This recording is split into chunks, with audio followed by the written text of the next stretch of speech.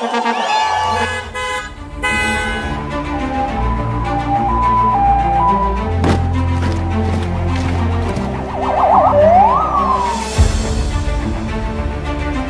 de l'État, commandant suprême des forces armées et de la police nationale congolaise, le détachement d'honneur de la garde républicaine est rangé pour vous accueillir et vous rendre les honneurs à l'occasion de votre discours sur l'état de la nation devant les deux chambres du Parlement réunies en congrès.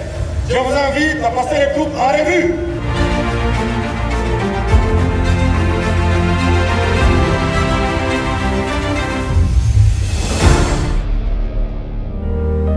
Mes très chers compatriotes, j'ai l'honneur et le devoir de me présenter devant vous, représentant du peuple souverain, pour adresser à la nation ce message annuel sur l'état de notre pays.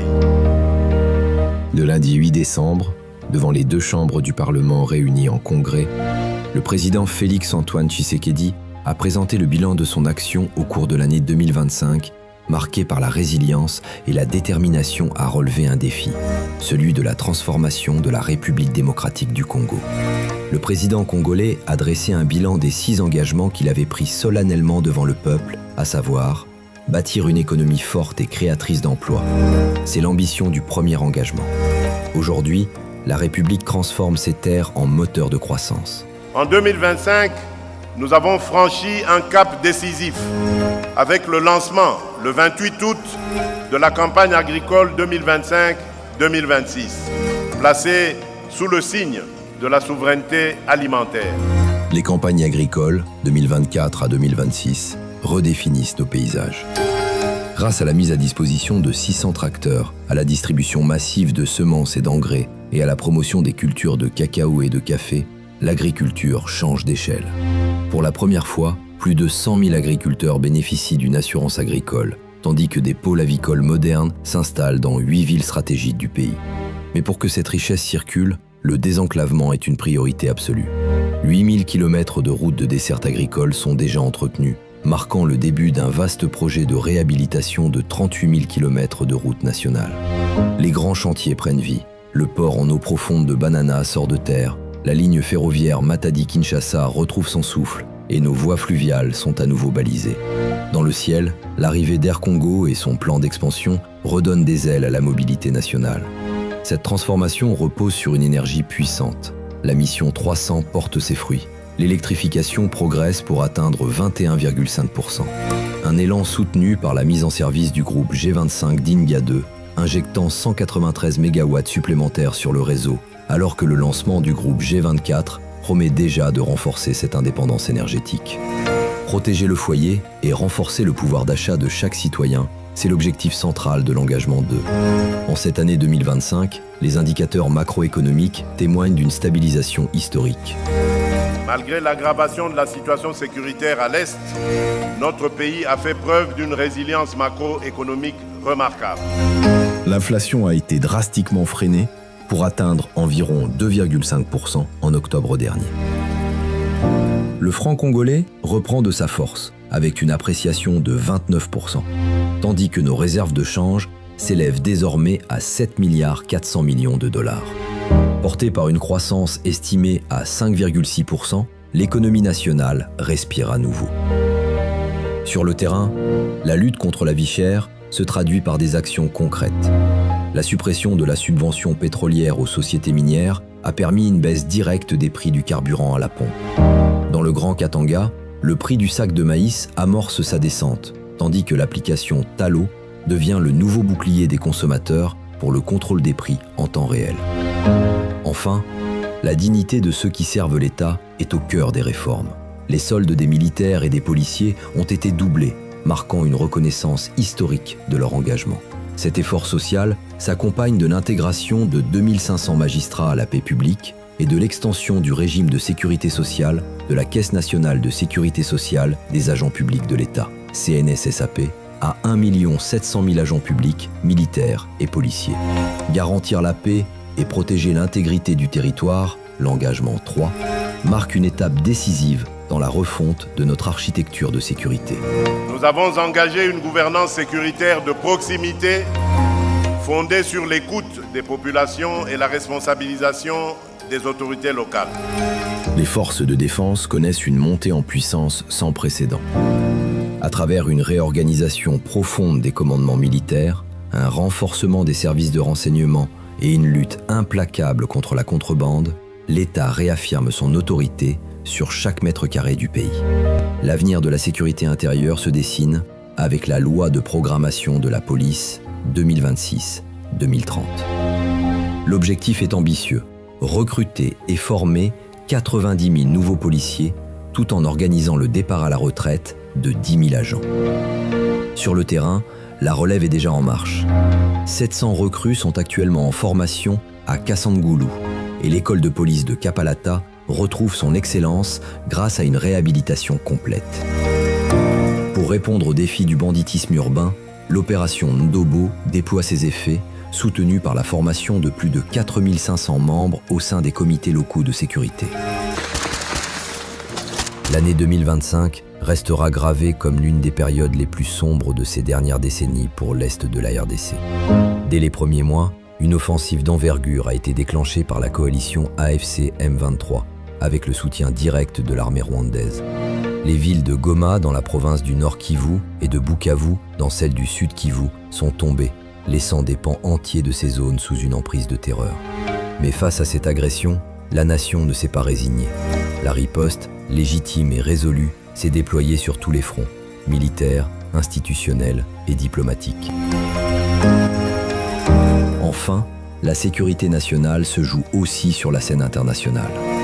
L'année 2025 restera marquée par une diplomatie de paix active, avec la signature de l'accord de Doha, suivi de l'accord de Washington avec le Rwanda.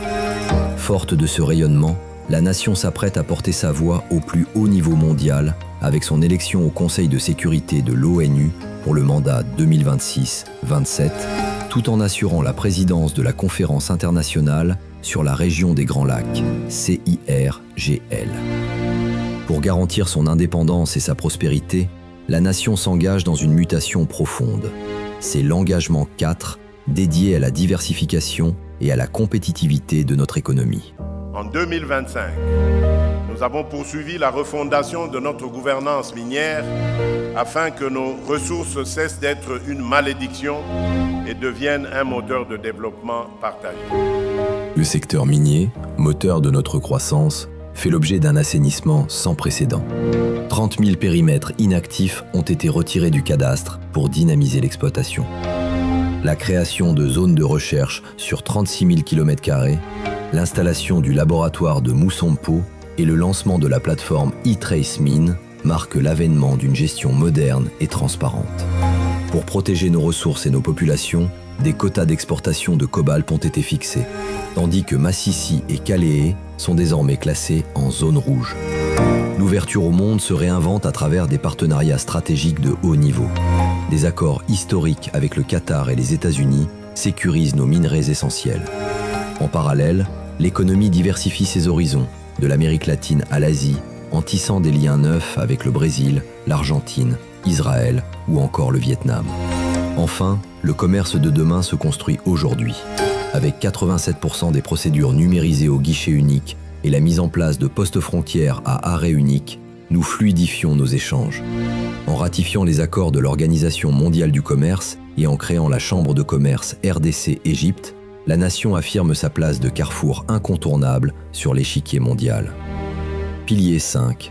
L'accès aux services de base pour chaque citoyen. C'est le cœur de l'engagement 5. Dans le secteur de l'éducation, la gratuité de l'enseignement primaire demeure une priorité absolue. Parallèlement, l'État renforce le cadre judiciaire avec l'intégration de 2500 magistrats à la paix publique, tout en honorant ses engagements sociaux par l'apurement des accords de Bibois pour l'enseignement supérieur.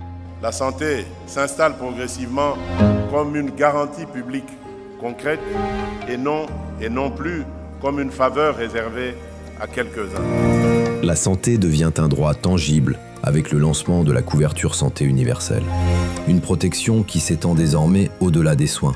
Un nouveau régime de sécurité sociale couvre 1 700 000 agents publics, militaires et policiers, fondé sur une solidarité partagée. Face aux défis de l'énergie et de l'eau, l'ambition est claire. L'électrification progresse pour atteindre 21,5%, avec un cap ambitieux fixé à 62% d'ici 2030. Pour l'eau, l'objectif est d'atteindre 70% d'accès dès 2028, soutenu par la réhabilitation de centrales stratégiques comme Kakobola et Inga.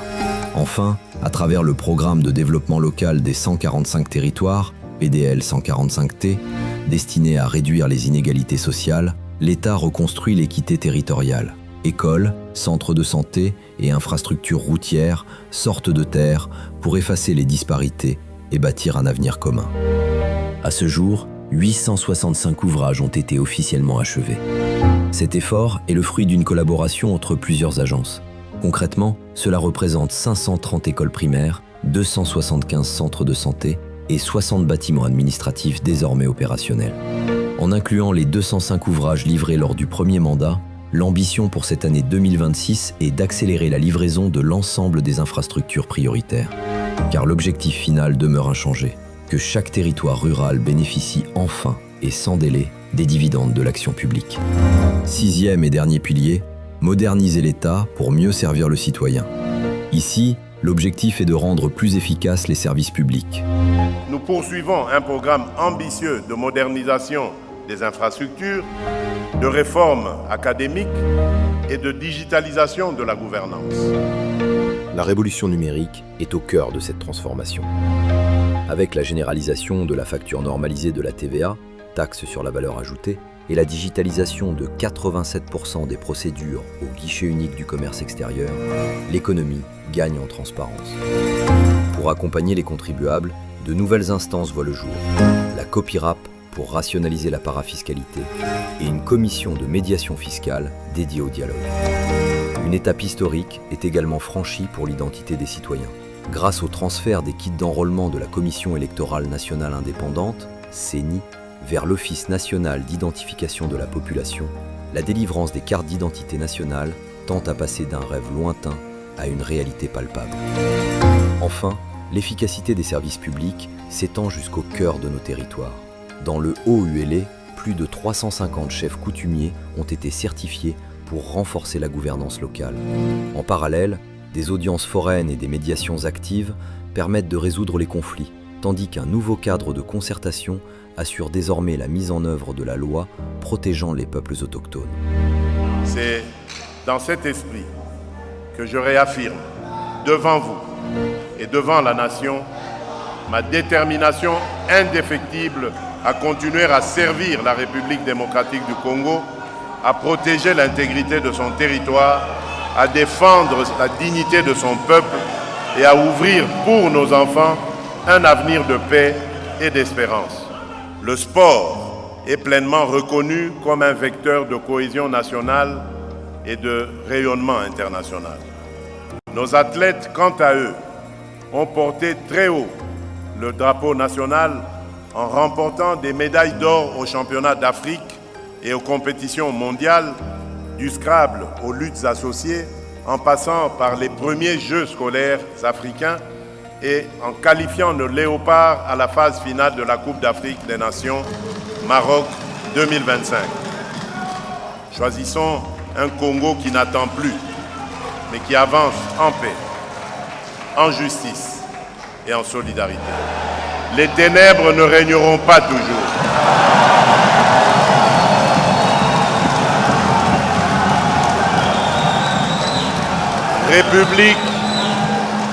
République démocratique du Congo, lève-toi et sois éclairé, car la lumière arrive.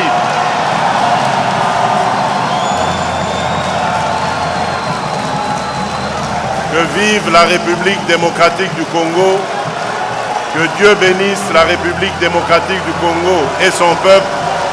Je vous remercie.